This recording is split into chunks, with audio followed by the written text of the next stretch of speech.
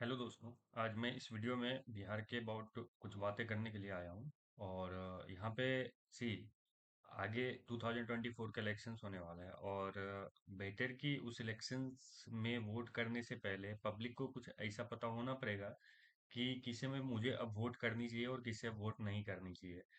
क्योंकि last 20 years में जो जेडीयू एंड आरजेडी गवर्नमेंट आई है, आइदर वो कोalition में हो और सिंगल रूल करी हो, दोनों गवर्नमेंट ने बिहार को न केवल बर्बाद करा है बल्कि बिहार के पब्लिक का कॉन्फिडेंस और मोरल डाउन करके रख दिया है। डेवलपमेंट की बात तो बहुत दूर है।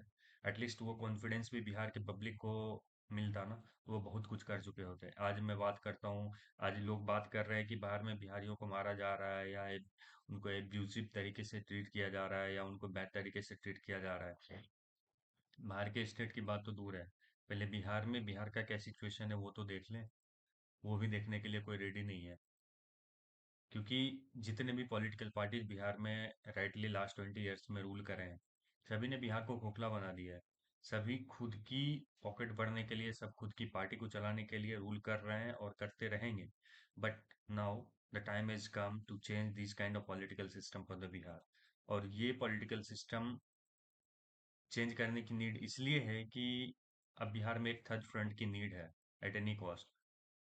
ये आरजेडी की पॉलिटिक्स, ये जेडीयू की पॉलिटिक्स से बिहारियों को बाहर आना पड़ेगा वोट करने के लिए और एक थर्ड फ्रंट फॉर्म करना पड़ेगा। मैं बहुत बहुत ज्यादा धन्यवाद देता हूँ, थैंक करता हूँ प्रशांत किशोर जी का, जो कि बिहार में आए हैं और वो लीड कर रहे हैं। वो एक कैंपेन चला रहे हैं। और the view of that person is also similar, that there should be a third front in next coming election in the Bihar, so that आपके पास ज्यादा ऑप्शंस होनी चाहिए। बट आज तक क्या होते आ रहा है, लास्ट 20 ईयर्स में बिहार में ऑप्शंस की ही कमी है।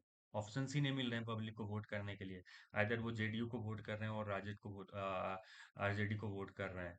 And sometimes JDU goes with RJD and sometimes RJDU goes with BJP, right. तो इससे ये डायरेक्ट दिख रहा है कि जेडीयू बिहार में एक ऐसी पार्टी हो चुकी है जो डिजर्व ही नहीं करती है कोई कीमत पे। नीतीश कुमार एक फेल्योर चीफ मिनिस्टर प्रूवन हो चुके हैं इस पूरे कंट्री में। Now his ambitions is very high. He is planning to become a prime minister or whatever be in the central government, right?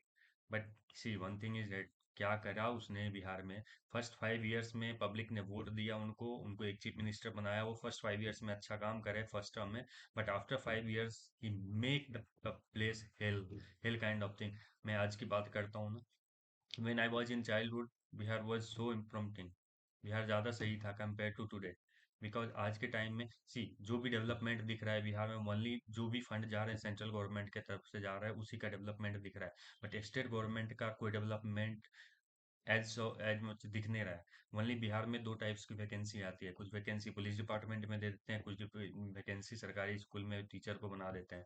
But मैं कभी देखा ही नहीं कि सरकारी स्कूल में इतनी टीचर की वैकेंसी आ रही है, बहाली भी हो रही है।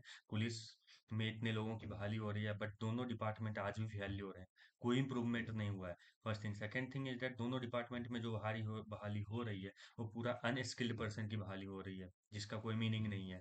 डेवलपमेंट ऐसे नहीं हो सकता। डेवलपमेंट के लिए एक पर्टिकुलर वे होना पड़ेगा। थर्ड फ्रंट की नीड है आज के डेट में बिहार में। और जब तक थर्ड फ्रंट नहीं आएंगे तब तक ये आरजेडी जेडीयू की पॉलिटिक्स चलती रहेगी बिहार में। बिहार कंप्लीटली स्पॉइल होता रहेगा। एंड यदि ये सिचुएशन चलता रहा तो नेक्स्ट 50 ईयर्स और 100 ईयर्स बिहार की कंडीशन ऐसी रहेगी। बिहार लास्ट 50 ईयर्स में कोई डेवलपमेंट बिहार में हुई नहीं। कोई न्यू इंडस्ट्री ओपन नहीं हुई है, ना कोई एक यूनिवर्सिटी ओपन हुई है, ना कोई एक रिसर्च सेंटर ओपन हुआ है। ओनली पुलिस और प्राइमरी सरकारी स्कूल में टीचर की बहाली हो रही है, जिसका कोई मीनिंग नहीं है। This is not a job, right. Next thing is that Prashant Kishor ji बहुत सही काम कर रहे हैं बिहार में आके। एंड वो इस वे में लीड कर रहे हैं जिससे कि हो सकता है कि थर्ड फ्रंट बिहार में बन जाए। And I would request that all the public who wants to connect with that guy, really he is very ambitious guy। and वो जो करते हैं प्रशांत किशोर जी, वो सीरियसली आई मेरे को बहुत सही लगता है। उनका वर्क करने का तरीका, उनका एथिक्स, वो जिस विजन के साथ आए हैं, और उनकी विजन बहुत क्लियर है इस बार। वो किसी के साथ नहीं जा रहे हैं, ना आरजेडी ना जेडीयू।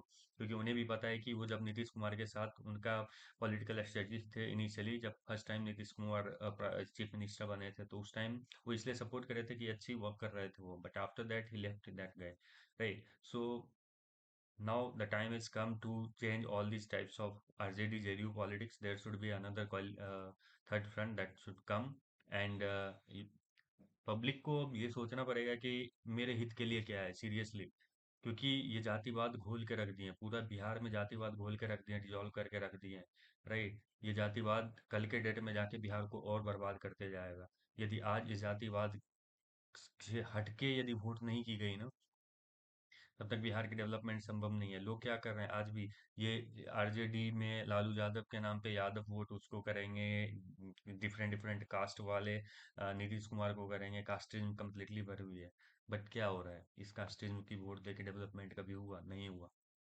यदि डेवलपमेंट करनी है तो इस कास्टिज्म से ऊपर उठना पड़ेगा, और ऊपर उठने के बाद ही बिहार की डेवलपमेंट संभव है। आज क्या कंडीशन है बिहार में, ट्रांसपोर्टेशन का फेल्योर है बिहार में। किसी भी, आप देख लो, जो सेंट्रल गवर्नमेंट में national highways development development develop कर रहा है वही आज तक है। स्टेट गवर्नमेंट में स्टेट हाईवे की हालत बहुत खराब है, कनेक्टिविटी बहुत ज़्यादा पुअर है। लोग बोलते हैं गांव और शहर की कनेक्टिविटी बहुत घटिया है। यदि मैं आज मैं बात बताता हूँ, दूसरे स्टेट में जाता हूँ, इवन ही बगल के स्टेट झारखंड में जाओ, उत्तराखंड में जाओ, उत्तर प्रदेश में जाओ, इस सिटी और विलेज के बीच की गुड कनेक्टिविटी हो गई है, जिसके की वजह से क्या हो रहा है कि लोग का डेवलपमेंट गांव में भी बहुत अच्छा से हो रहा है। लोग अच्छे बिजनेस गांव में स्टार्ट कर दिए हैं, जिससे कि क्या हो रहा है, लिविंग ऑफ स्टैंडर्ड इन गांव में भी अच्छे होते जा रहे हैं, लोग की इनकम बढ़ रही है। बट बिहार में क्या हो रहा है, कुछ कनेक्टिविटी नहीं है यार। बिहार में गांव और शहर के बीच कोई कनेक्टिविटी नहीं है, वाहियात कनेक्टिविटी है, पहली बात। दूसरी बात क्या है, पब्लिक की मेंटेलिटी मेंटेलिटी वहां पे पब्लिक की ऐसी है कि पब्लिक को खुद सोचना पड़ेगा कि मेरे लिए क्या सही है क्या गलत है। बट वो नहीं सोच पा रहे हैं, लोग वनली जातिवाद को प्रमोट करते हैं कि ये इस जाति का है तो मैं इसे वोट दूंगा। जातिवाद से कभी डेवलपमेंट पॉसिबल ही नहीं है। जाति एक पर्टिकुलर कम्युनिटी है जो आपको सेटिस्फाई करती है, but above all development, Bihar के लोग डेवलपमेंट वर्ड का मीनिंग ही नहीं समझ पा रहे हैं आज तक, कि डेवलपमेंट भी कुछ चीज होती है। वनली कास्टिज में फंसे हुए हैं। बात आती है शिक्षा की, शिक्षा ऐसे ही जीरो हो चुका है वहाँ पे, ना कोई रिसर्च यूनिवर्सिटी है, कोई जो यूनिवर्सिटी एग्जिस्ट भी कर रही है उसमें पता नहीं कौन से लोग पढ़ा रहे हैं नहीं पढ़ा रहे हैं, कोई मतलब नहीं है। यदि पढ़ाई करनी भी है, अच्छी एजुकेशन लेनी है, तो बिहार से बाहर आना पड़ेगा पब्लिक को, और वो पब्लिक फिर बिहार में सेटल नहीं हो सकते हैं। तीसरी बात, क्राइम, पुलिस डिपार्टमेंट में कितनी सारी वैकेंसी हो रही है, बट क्राइम घटने का नाम ही नहीं ले रहा है। किस बात का पॉलिटिक्स चल रही है बिहार में, और किस बात का सपना दिखा रहे हैं नीतीश कुमार बिहार के जनता को। ये पूरी गलत पॉलिटिक्स वहां पर करी जा रही है, और एक ही इसका सॉल्यूशन है बिहार में थर्ड फ्रंट को ग्रो करने का। जब तक थर्ड फ्रंट नहीं आएगी तब तक बिहार की डेवलपमेंट पॉसिबल नहीं है। और थर्ड फ्रंट आने का मतलब ये नहीं है कि वनली थर्ड फ्रंट आ गई। थर्ड फ्रंट आने का मतलब ये है कि उस थर्ड फ्रंट को जीतना पड़ेगा, और आरजेडी जेडीयू की पॉलिटिक्स से बाहर जाना पड़ेगा, और तब डेवलपमेंट पॉसिबल हो पाएगा।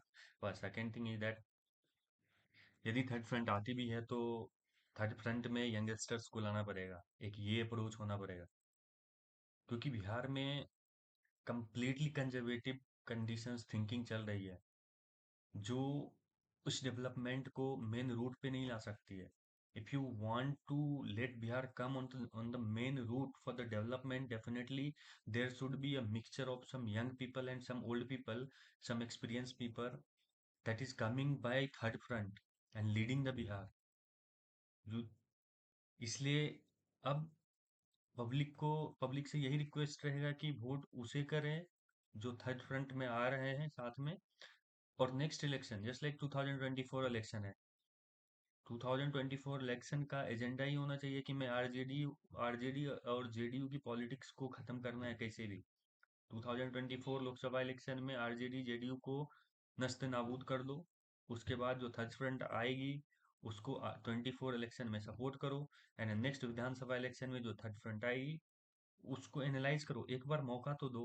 आपने 15 से 20 साल आरजेडी जेडीयू को सपोर्ट करके मौका दे दिया, क्या करा उसने, बिहार को खोखला बना के रख दिया, कोई सी डेवलपमेंट नहीं हुई, कहीं से कुछ भी नहीं हुआ। क्राइम में उतना ही बढ़ा हुआ है, शिक्षा का कुछ इम्प्रूवमेंट्स नहीं हुआ, बिजनेस डेवलपमेंट में कुछ नहीं हुआ, इंडस्ट्री में कुछ नहीं बढ़ा हुआ है। नीतीश सरकार के पास तो, नीतीश कुमार के पास मुझे ऐसा लगता है कि कुछ दिमाग ही नहीं है गवर्नमेंट चलाने के लिए यार। 2023 में भी आप वही सोच रहे हो जो 1985 में लोगों की थिंकिंग थी स्टेट गवर्नमेंट चलाने की। आज के बाद डेट में आपसे ज्यादा झारखंड आगे निकलते जा रहा है, और बिहार में इतनी पोटेंशियल होने के बावजूद भी बिहार नहीं डेवलप कर पा रहा है। बिहार से ज्यादा मैन पावर है ही नहीं। और पब्लिक क्या यूटिलाइज कर रहे हैं, दूसरा स्टेट बिहार के चीपेस्ट मैन पावर को यूज करके कहाँ से कहाँ चला गया, और बिहार आज तक कुछ यूटिलाइज नहीं कर पाया। एग्रीकल्चर के क्षेत्र में यदि देखा जाए तो बिहार में कोई डेवलपमेंट नहीं हुआ। स्टेट गवर्नमेंट को कोई मतलब नहीं एग्रीकल्चर का इम्प्रूवमेंट के रिगार्ड। सॉरी, स्टेट गवर्नमेंट को तो किसी से कोई भी मतलब नहीं है, चाहे वो एग्रीकल्चर हो या कुछ भी चीज़ हो। सो जितनी सारी बातें हैं, कॉमन सी बातें मैंने आज इस वीडियो में डिस्कस करा। नेक्स्ट वीडियो में मैं कुछ स्पेसिफिक टॉपिक्स पे लाऊंगा कि क्यों बिहार में किस चीज़ को इम्प्रूव करने की ज़रूरत है, और क्यों इस सरकार को नीचे गिराना जरूरी है अब। Okay, thank you.